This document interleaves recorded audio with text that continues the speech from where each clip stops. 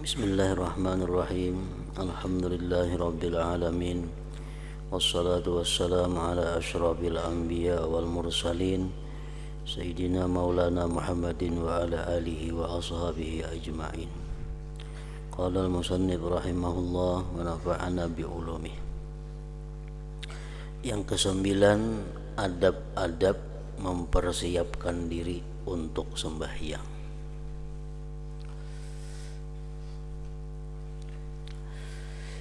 Aturan-aturan, tata cara mempersiapkan diri untuk sembahyang. Sebaiknya hendaklah engkau bersiap-siap untuk sembahyang zuhur sebelum gelincir matahari.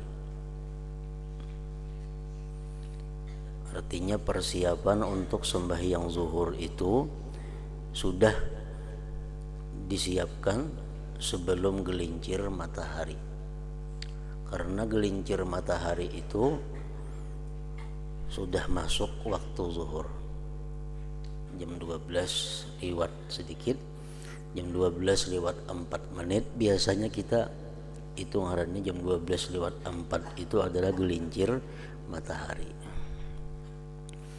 Nah, jadi persiapan untuk sembahyang zuhur itu dilakukan sebelum jam 12. Maka hendaklah engkau tidur qailulah. Maka hendaklah engkau tidur qailulah, artinya tidur atau berehat-rehat sekejap sebelum gelincir matahari. Jikalau ada bagimu adat sembahyang tahajud atau berjaga malam untuk membuat kebaikan.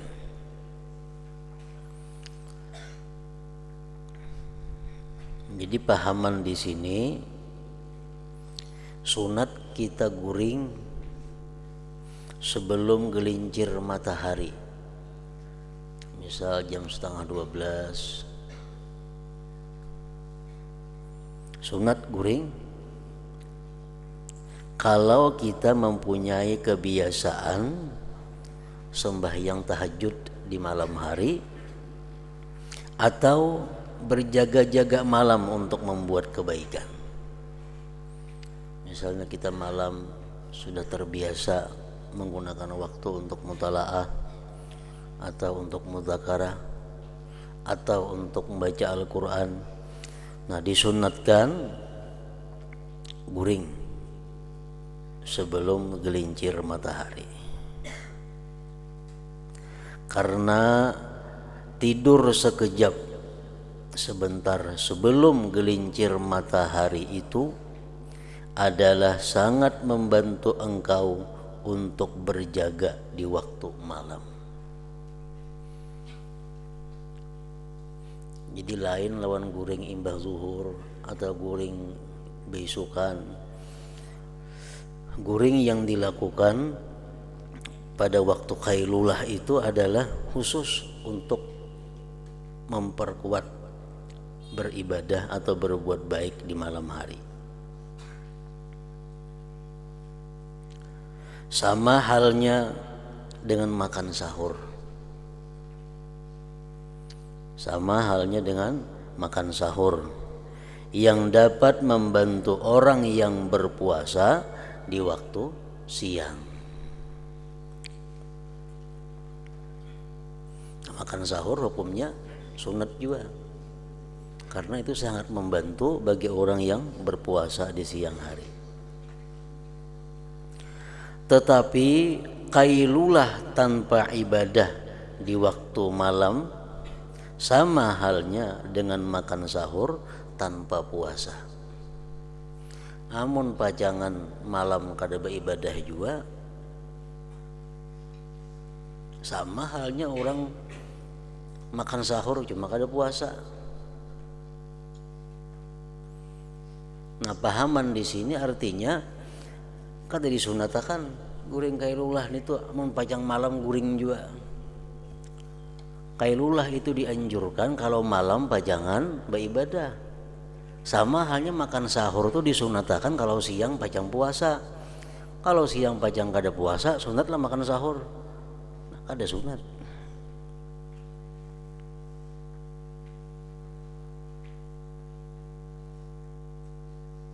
Tetapi kailulah guring sebelum gelincir matahari tanpa ibadah di waktu malam sama halnya dengan makan sahur tanpa puasa. Apabila engkau tidur kailulah, maka hendaklah engkau bangun sebelum gelincir matahari. Kalau kita guring kailulah juga, nah bangunnya sebelum gelincir matahari. Umpamanya guring jam 11, nah bangunnya sebelum pukul 12. Itu ngarannya kailulah. Mun guring tah 12 bangunnya jam 3 atau jam 2 tuh liwat kailulahnya.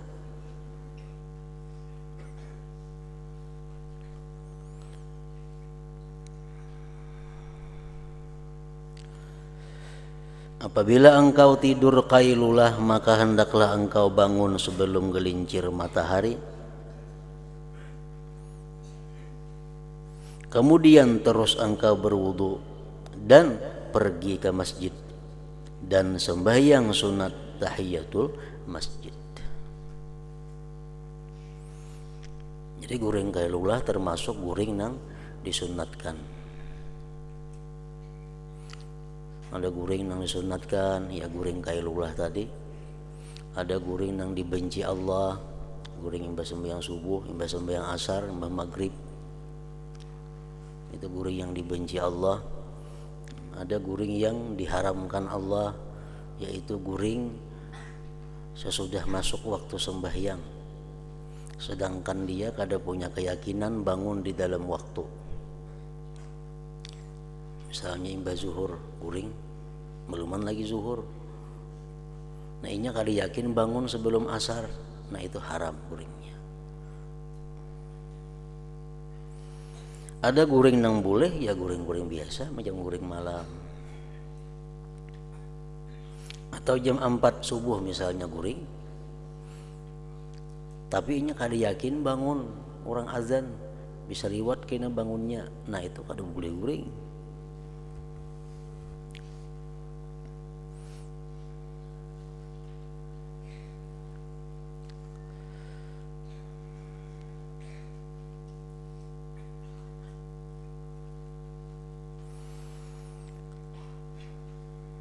Kemudian terus engkau berwudu dan pergi ke masjid dan sembahyang sunat tahiyatul masjid, dan engkau menantikan azan zuhur. Dan apabila engkau mendengar panggilan azan, maka engkau menjawab perkataan muazzin seperti cara yang telah diterangkan. Kemudian hendaklah engkau sembahyang qabliyah zuhur 4 rakaat dengan 2 kali salam atau sekali salam saja. Usalli qabliyataz zuhri raka'ataini sunnatan lillahi ta'ala. 2 rakaat. Tuntung 2 rakaat tambah pulang 2 usalli qabliyataz zuhri raka'ataini sunnatan lillah ta'ala. Atau boleh juga 4 rakaat sekaligus. Usalli qabliyataz zuhri 4 raka'atin sunnatan lillahi ta'ala.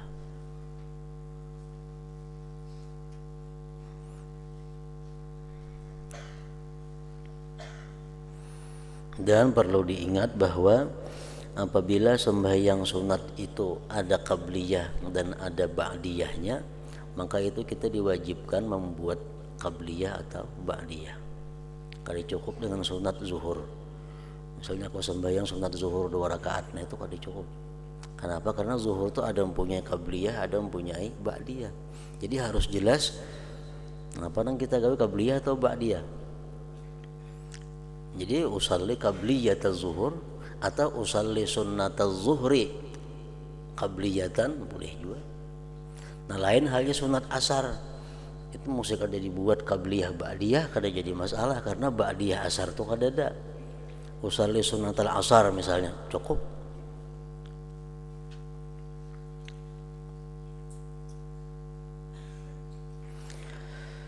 Dan adalah Rasulullah sallallahu alaihi wasallam memanjangkan sembahyang ini. Qabliyah zuhur, qabliyah zuhur itu Rasulullah panjang, artinya membaca Fatihah dan surahnya. Dan baginda juga bersabda pada waktu sembahyang qabliyah zuhur itu, inilah waktu Jersidin dibukakan pintu-pintu langit, maka aku mau supaya diangkatkan amalanku yang saleh pada ketika itu, pada ketika ini. Dan 4 rakaat sebelum zuhur ini hukumnya sunnah muakkadah, sunnah yang sangat kuat tuntutannya artinya. Dan disebutkan akan kelebihannya dalam sebuah hadis yang bermaksud barang siapa mengerjakannya qabliyah zuhur 4 rakaat tadi dalam keadaan ia membaikkan akan rukuknya dan sujudnya, batu makninah rukuk sujudnya, maka akan bersembahyang bersama dengan dia 70.000 malaikat, dan mereka memintakan ampun baginya sampai datang waktu malam. Itu fadilahnya orang yang sembahyang qabliyah zuhur 4 rakaat. Malaikat memintakan ampun mulai itu sampai malam. Setelah itu kerjakanlah sembahyang zuhur berjamaah, dan engkau kerjakan pula selepas itu sembahyang ba'diyah zuhur 2 rakaat. Nah 2 rakaat ini yang muakkad. Jadi qabliyah zuhur itu nang muakkadah 4 rakaat sebelumnya dan 2 rakaat sesudah zuhur ba'diyah.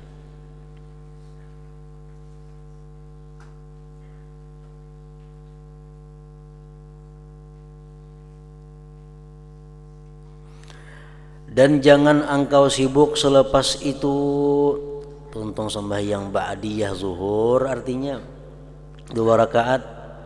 Dan jangan engkau sibuk selepas itu sehingga masuk waktu asar, melainkan dengan belajar ilmu. Ini kegiatan-kegiatan yang dilakukan sesudah zuhur.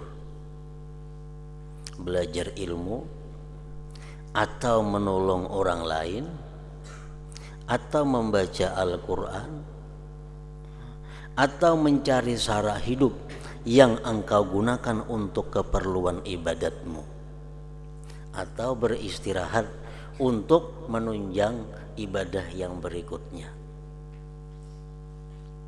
Mungkin bagi orang yang sudah seisuk kanan sibuk sampai zuhur, nah habis zuhur pekerjaan yang bagus itu adalah belajar ilmu atau membaca Al-Quran atau mencari kehidupan untuk bekal ibadah, atau istirahat untuk bekal ibadah juga.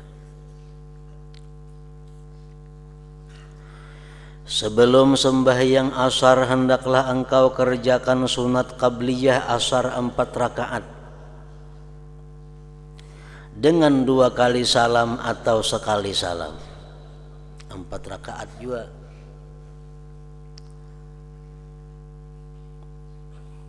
Qabliyah asar. Dan sembahyang ini juga termasuk sembahyang sunnah muakkadah.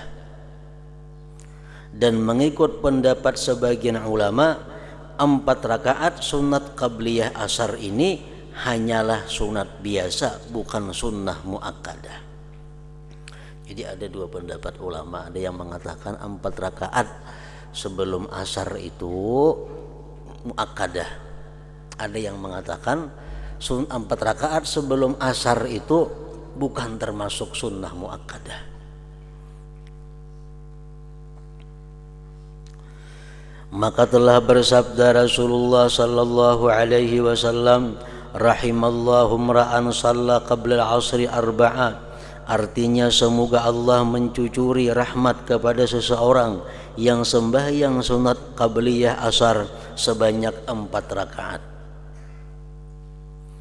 Nabi mendoakan orang yang sembahyang qabliyah asar 4 rakaat itu agar selalu diberikan rahmat oleh Allah. Maka bersungguh-sungguhlah engkau untuk mencapai yang demikian itu, supaya engkau termasuk di dalam orang yang didoakan oleh Rasulullah sallallahu alaihi wasallam untuk mencapai rahmat daripada Allah Ta'ala. Doa Nabi jelas sudah yakin dikabulkan oleh Allah Subhanahu wa Ta'ala. Rahimallahu imra'an shalla qabla asri arba'an, itu boleh diartii bahwa semoga Allah, ujar Nabi, menyayangi orang-orang yang sembahyang qabliyah asar 4 rakaat. Boleh juga diartii bahwa Allah sayang kepada orang yang sembahyang 4 rakaat qabliyah sebelum asar itu. Allah sayang terhadap orang yang sembahyang qabliyah asar 4 rakaat. Nah, jadi pahamannya setiap orang yang disayangi oleh Allah pasti bisa melakukan sembahyang qabliyah asar itu 4 rakaat.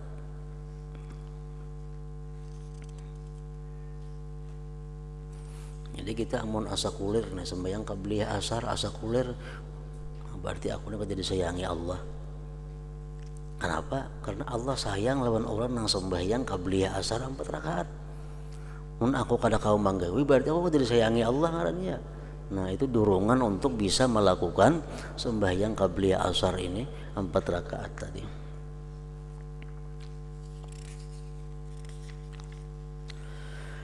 Dan jangan engkau masyghul selepas sembahyang asar kecuali dengan seumpama pekerjaan yang telah kami sebutkan sebelum ini. Artinya sembahyang asar pun jangan hendak berbuat hal yang sia-sia. Menuntut ilmu, belajar ilmu, menolong orang, membantu orang, berbuat kebaikan.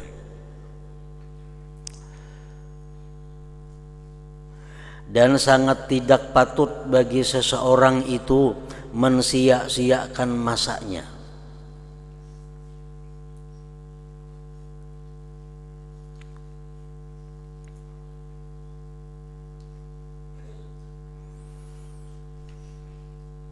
Dan sangat tidak patut bagi seseorang itu mensia-siakan masanya.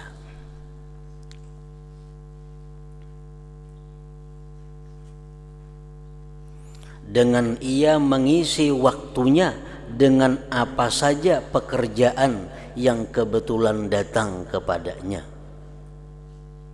atau menyibukkan diri dengan cara apa saja yang ia sukai.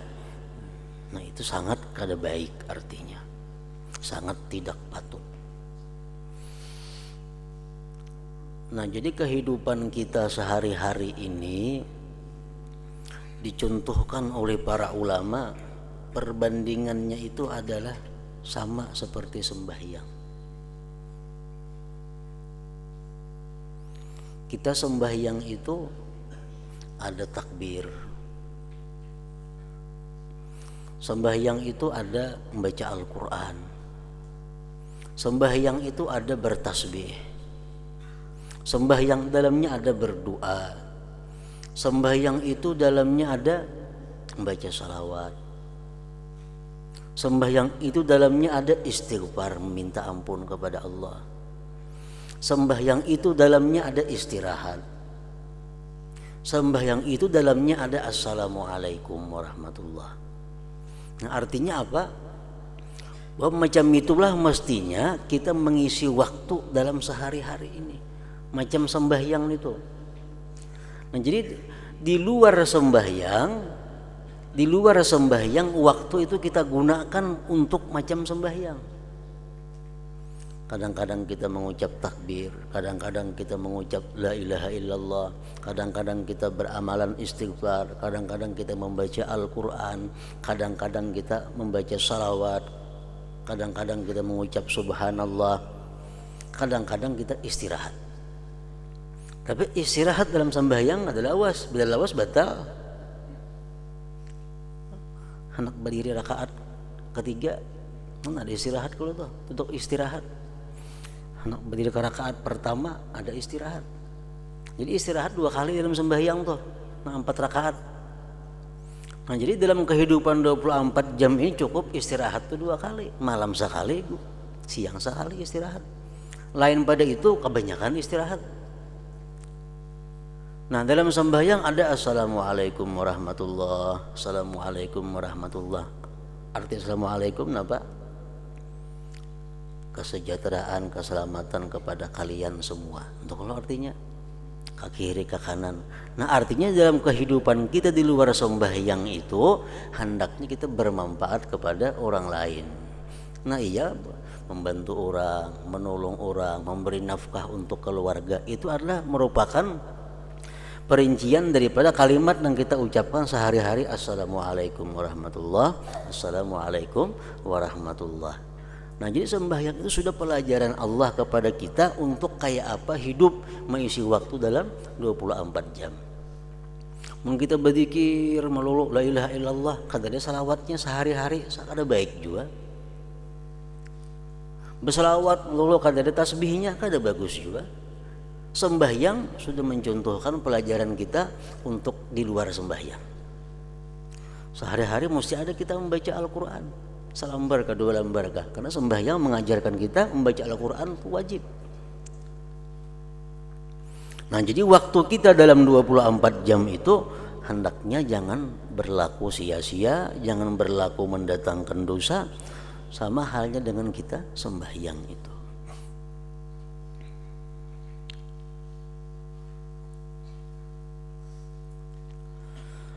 Sepatutnya hendaklah engkau menghitung dirimu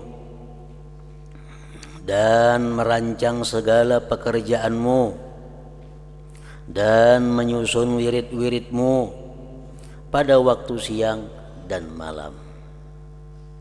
Maka engkau tentukan bagi setiap waktu itu akan suatu pekerjaan yang tertentu yang tidak melebihi masa yang telah dihadkan, dibataskan. Dan jangan engkau mendahulukan sebarang pekerjaan yang lain daripada pekerjaan yang telah engkau tentukan. Mestinya macam itu.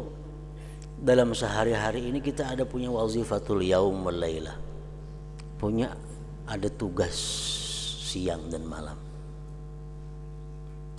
Ya macam sembahyang tadi persis. Takbir dulu kita, habis takbir baca ini, baca ini, baca ini, tuntung hanya boleh ruku. Tuntung ruku, waktu ruku ini bacaannya. Tuntung hanya i'tidal. I'tidal ini bacaannya hanya sujud. Sujud ini sudah ada semuaan diatur jadwalnya. Nah kehidupan kita pun macam itu juga. Aku jam sekian sampai jam sekian sembahyang subuh dan beribadah.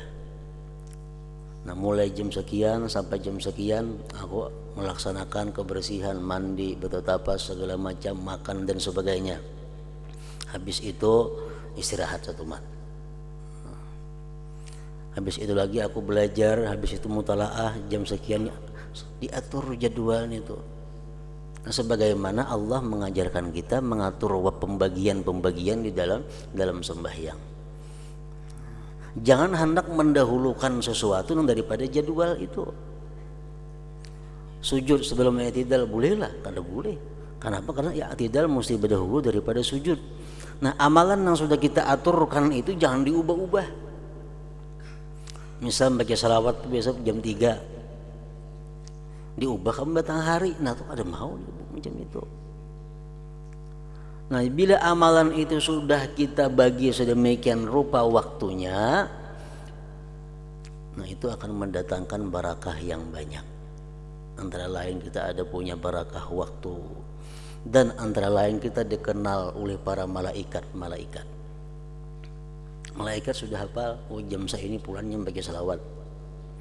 Malaikat hafal jam sekian si fulan baca Al-Quran. Malaikat tahu jam sekian kita membaca zikir. Malaikat sudah tahu jam sekian kita mutalaah. Karena sudah ada waktu pembagian itu.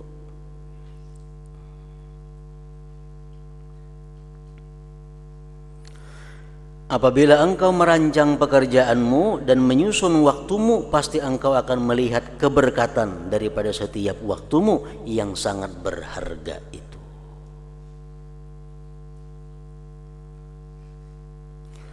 Tetapi jikalau engkau biarkan dirimu dengan tidak teratur dan kosong daripada sebarang pekerjaan yang berfaedah, seperti halnya binatang, dan engkau tidak tahu apakah yang mesti engkau buat pada setiap waktu, niscaya engkau akan menyesal. Kalau ada berprogram, isuk ngapa digawe ini, kada ada programnya. Isuk ngapa nang dibaca, kada ada. Bebas macam binatang. Dan engkau tidak tahu apakah yang mesti engkau buat pada setiap waktu, niscaya engkau akan menyesal dan waktumu akan berlalu dengan sia-sia. Sedangkan waktumu itu adalah umurmu, dan umurmu itu adalah modalmu, dan dengan modal inilah engkau mencari keuntungan. Dan dengan umurmu saja engkau dapat mencapai kebahagiaan yang sebenarnya di negeri yang kekal abadi di sisi Allah Ta'ala. Maka setiap napas daripada napasmu adalah laksana batu permata yang tak ternilai harganya, karena ia tidak dapat diganti walau dengan apa sekalipun. Ada kau diganti. Misalnya kita telah melewatkan waktu jam 2 hari Jumat tanggal 26 Desember 2008. Waktu jam 2 kita buang sia-sia. Kaulah diganti isuk lain pulang tanggalnya, isuk lain pulang tahunnya. Nah, kada kau diganti. Setiap waktu yang berlalu itu kada akan pernah kembali selama-lamanya, kada akan bisa diperdapati selama-lamanya, walau dengan apa sekalipun. Dan apabila ia telah luput, ia tidak akan kembali buat selama-lamanya.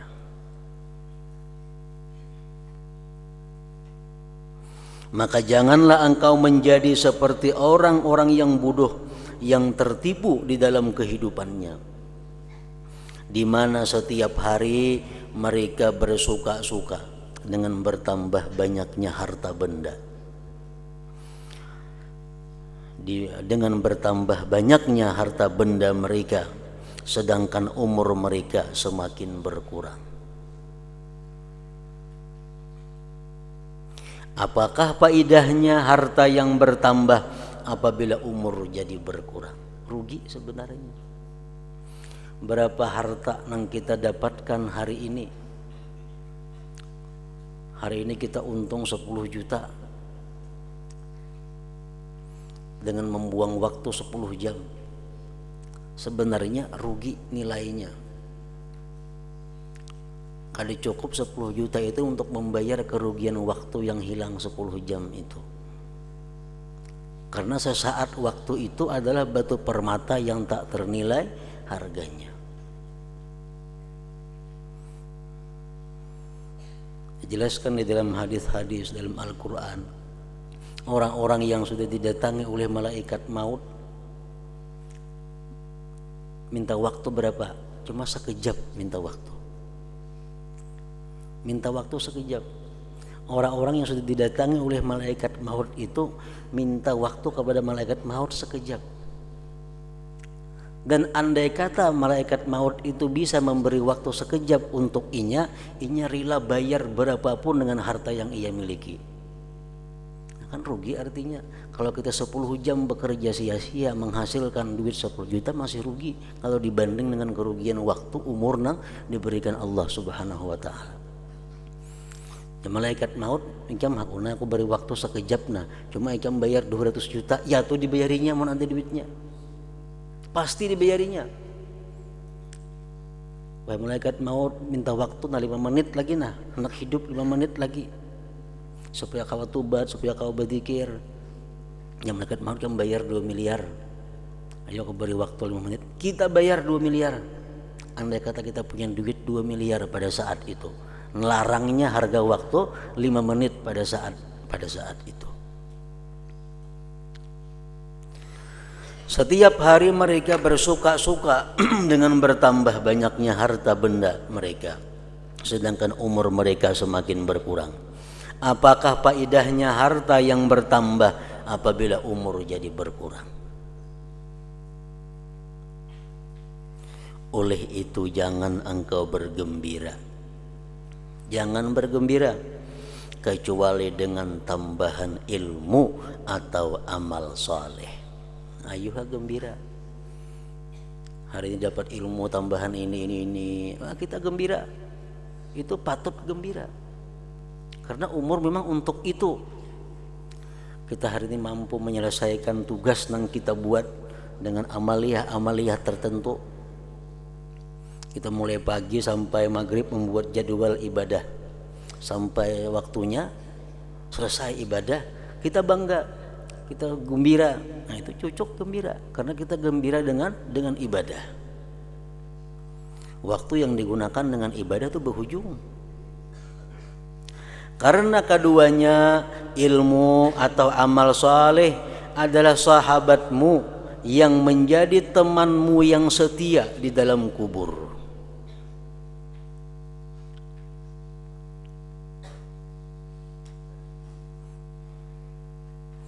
Karena keduanya adalah sahabatmu yang menjadi temanmu yang setia di dalam kubur ketika keluarga, harta, anak dan kawan-kawanmu semuanya meninggalkan engkau.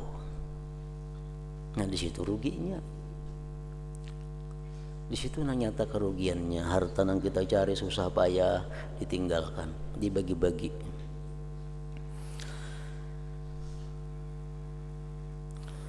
Apabila cahaya matahari sudah berubah menjadi kuning, sudah hampir waktu maghrib, maka bersegeralah engkau ke masjid sebelum tenggelamnya matahari, dan penuhkan waktumu dengan bermacam-macam tasbih dan istighfar, karena kelebihan waktu ini sama dengan kelebihan masa selepas sembahyang subuh sehingga terbit matahari. Allah berfirman, wasabbih bihamdi rabbik qabla tulu'is syamsi wa qabla ghurubiha. Maksudnya, dan bertasbihlah engkamu memuji Tuhanmu sebelum terbit matahari dan sebelum tenggelamnya matahari itu.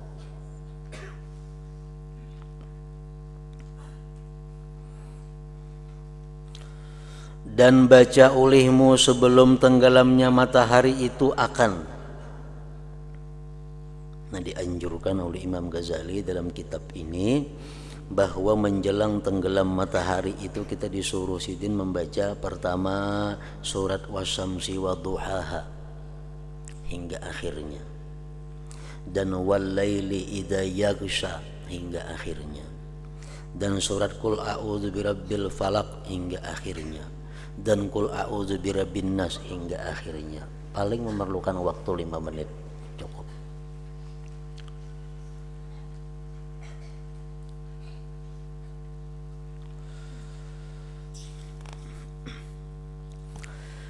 Dan biarlah matahari tenggelam sedangkan engkau senantiasa sibuk di dalam zikir dan istighfar. Apabila engkau mendengar azan maghrib, maka jawablah seperti jawaban yang telah disebutkan, dan selepas habis menjawab azan hendaklah engkau membaca doa, Allahumma inni as'aluka inda iqbali laylika wa idbari naharika wa huduri salatika wa aswati duhatika an tu'tiya Muhammadan al-wasilata wal fadilata wa syarafa wa darajata rafi'ah wa ba'athu al-maqam al-mahmud alladhi wa'adta innaka la tukhliful mi'ad. Ini doa sesudah azan maghrib. Artinya, ya Allah, aku memohon kepadamu ketika datangnya malam dan hilangnya siang, dan ketika hadirnya waktu sembahyang, dan ketika kedengaran suara pemanggilmu, bahwa engkau berikan kepada penghulu kami Nabi Muhammad sallallahu alaihi wasallam akan wasilah, jalan kebaikan, kelebihan, kemuliaan dan derajat yang tinggi. Dan berikanlah kepada baginda tempat yang terpuji yang telah engkau janjikan kepadanya. Sesungguhnya engkau tidak akan menyalahi janji. Setelah itu kerjakanlah sembahyang fardu maghrib. Dan selepas sembahyang maghrib kerjakanlah 2 rakaat ba'diyah maghrib. Sebelum engkau bercakap-cakap, sebelum engkau berpandir masalah duniawi artinya. Nah, jadi di sini Imam Ghazali kadang membuat qabliyah maghrib. Kada dimasukkan sini qabliyah maghrib karena itu kada muakkad. Nabi kita mengatakan terserah bagi yang hendak melaksanakan. Jadi kalau ada anjuran yang kuat daripada Rasulullah untuk sembahyang qabliyah maghrib ini. Jar Nabi, liman sya'a, bagi nang hendak silahkan melaksanakan qabliyah maghrib. Cuma jangan diganti lawan astagfirullahalazim itu. Jangan sembahyang 2 rakaat. Imbah bang maghrib tuh biasa di kampung-kampung tuntung azan, astagfirullah, istighfar kan apa nih bacaan itu. Nah, itu kata dianjurkan lagi nih itu sembahyang aja. Amun panjang bacaan juga baik sembahyang sunat 2 rakaat. Nyata-nyata ada hadisnya. Jadi mun yang hendak sembahyang tuntung azan maghrib doa qamat. Nah, sembahyang maghrib. Tuntung sembahyang maghrib hanyar menggawi ba'diyah maghrib 2 rakaat sebelum engkau bercakap-cakap. Ayo bercakap-cakap lawan wirid kada apa-apa. Dan jika engkau tambahkan selepas 2 rakaat itu 4 rakaat yang lain, maka itu satu perbuatan yang sunat awabin. Jadi ba'diyah maghrib 2 rakaat, tontong ba'diyah maghrib 2 rakaat, tambah lagi usalli sunnatal awabin rak'ataini lillahi ta'ala, qul ya lawan qul huwallahu ahad aja surahnya. Tontong tambah lagi 2 rakaat usalli sunnatal awabin rak'atain lillahi ta'ala. Jadi 6 rakaat sunat imbah maghrib itu. 2 rakaat ba'diyah maghrib, 2 sembahyang awabin ngarannya. Dan jika engkau kuasa beriktikaf dalam masjid antara maghrib dan isya, maka itu terlebih baik. Dan hendaklah engkau penuhkan masa itu dengan sembahyang apa kali gawe, sembahyang macam-macam dan doa. Maka itu terlebih abdal dan sangat banyak kelebihannya. Dan masa antara maghrib dan isya inilah yang dikatakan nasyiatul lail, permulaan malam. Termasuk waktu yang mustajab, waktu yang sangat diperhatikan Allah adalah antara maghrib dan isya.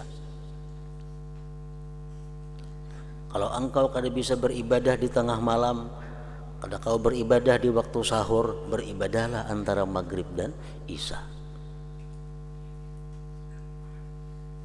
Karena pada masa itu permulaan malam. Dan nasyiatul lail yang disebutkan kelebihannya di dalam Al-Quran itu ialah mengisi waktu permulaan malam dengan sembahyang.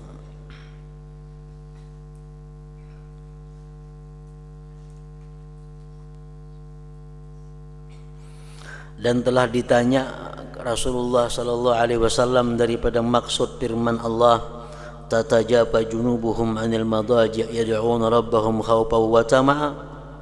Maksudnya jadi renggang lambung mereka daripada tempat tidur. Mereka bangkit berdoa akan Tuhan mereka karena takut akan siksa dan tamak akan pahala. Lalu Nabi SAW menjawab, itulah sembahyang di antara maghrib dan isya.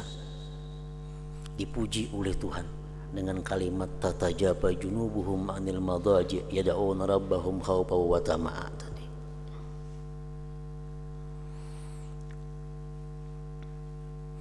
Lalu Nabi SAW menjawab, itulah sembahyang di antara maghrib dan isya, karena sembahyang pada ketika itu menghilangkan dosa pekerjaan yang sia-sia di permulaan siang dan membersihkan sebarang dosa pada bahagian akhirnya.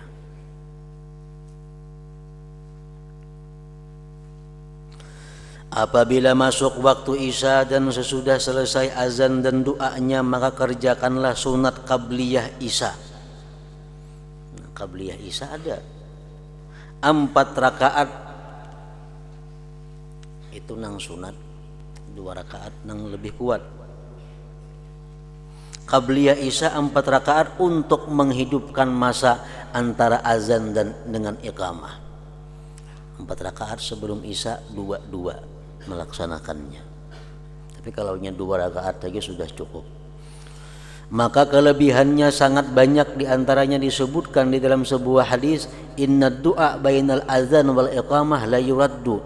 Artinya bahwasanya doa di antara azan dan iqamah itu tidak akan ditolak Allah.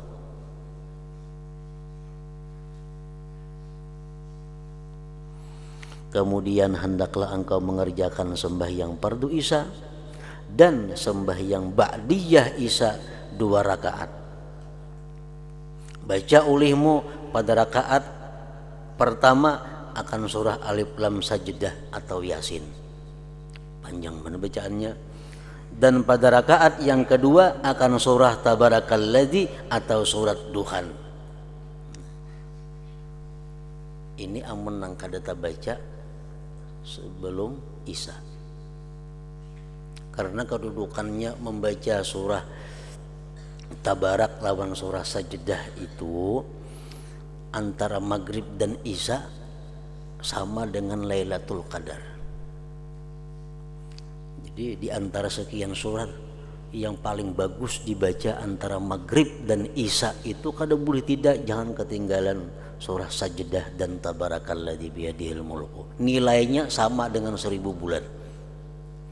Nah, bila kita kada kawa melaksanakan itu, gawi imbah isya. Tapi kalau imbah isya manggawinya dalam sembahyang. Kalau imbah maghrib antara maghrib isya, walaupun kada dalam sembahyang kada jadi soal. Nah, kalau imbah isya dalam sembahyang, rakaat pertama baca Fatihah kemudian surah Sajdah, rakaat kedua baca Fatihah kemudian Tabarak atau tadi Yasin dan Duhan. Maka membaca surat-surat ini telah warid daripada Rasulullah SAW, telah mendatang kelebihannya daripada Nabi SAW. Dan selepas itu hendaklah engkau tambahkan 4 rakaat dengan 2 kali salam.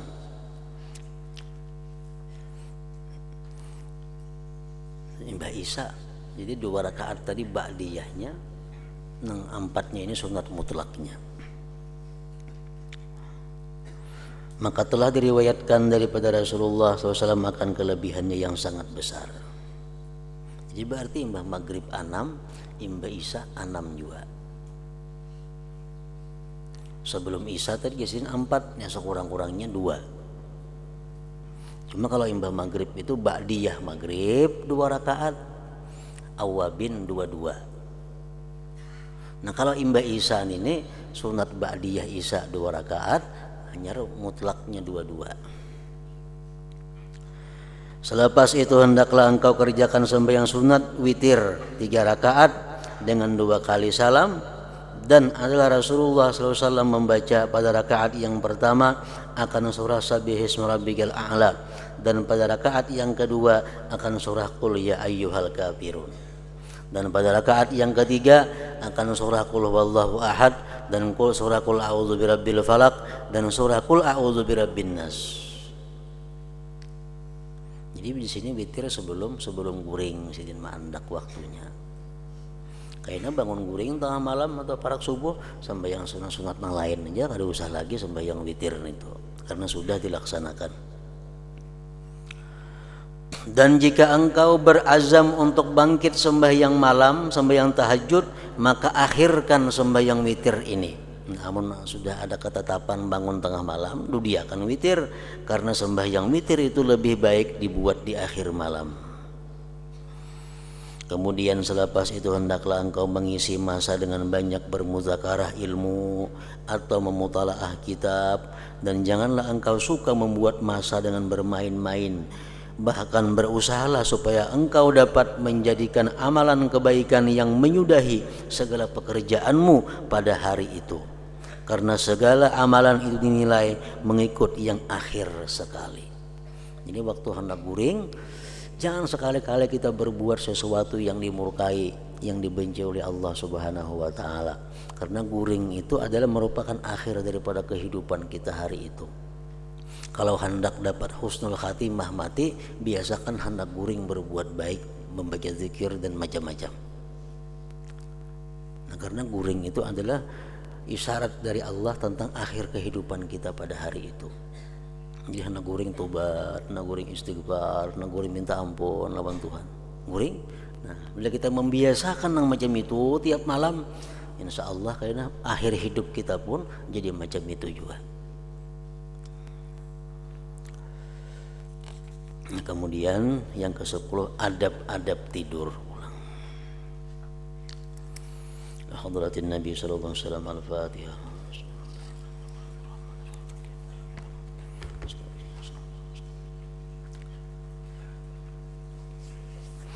Bismillahirrahmanirrahim. Alhamdulillah rabbil alamin. Wa shalli wa sallim wa barik ala sayyidina Muhammad wa alihi wa sahbihi ajma'in.